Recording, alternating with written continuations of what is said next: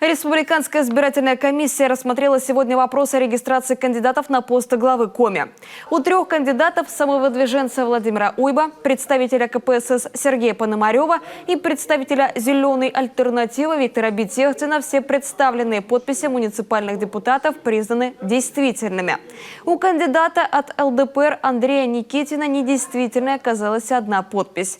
А вот у кандидата от КПРФ Олега Михайлова сразу 16, в том числе те, что датированы февралем, то есть задолго до объявления выборов, а также подпись, данная депутатом, уже сложившим полномочия.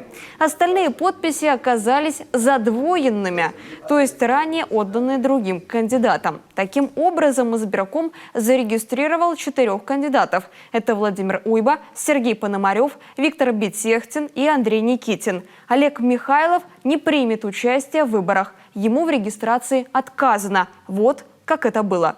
Учитывая вышеизложенное, руководствуясь подпунктом Д1 пункта 24 статьи 38 Федерального закона об основных гарантиях избирательных прав и права на участие в референдуме граждан Российской Федерации, предлагается данным проектом постановления отказать в регистрации кандидатом на должность главы Республики Коми Михайлова Олега Алексеевича, 1987 года рождения, депутата Государственного совета Республики Коми, работающего на профессиональной основе, проживающего в городе Сыктывкаре Республики Коми, выдвинутого избирательным объединением Коми Республиканское отделение политической партии Коммунистическая партия Российской Федерации в связи с недостаточным количеством достоверных подписей депутатов, представительных органов муниципальных образований и избранных на муниципальных выборах глав муниципальных образований, представленных для регистрации кандидата на должность главы Республики Коми.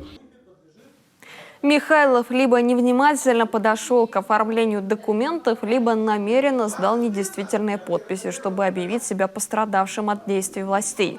Полагают политологи.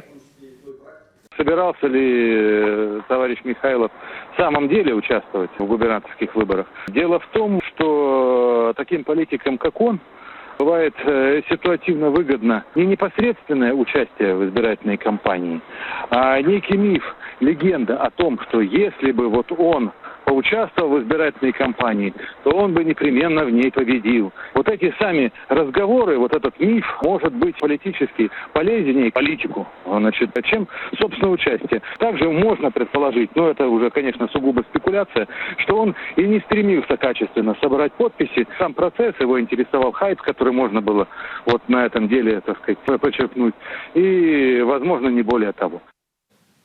Напомним, ранее КПРФ подала в избирательную комиссию список кандидатов в Госсовет Республики, где присутствовали скрывшие свои судимости граждане, в том числе по таким тяжелым статьям, как грабеж и совращение малолетних.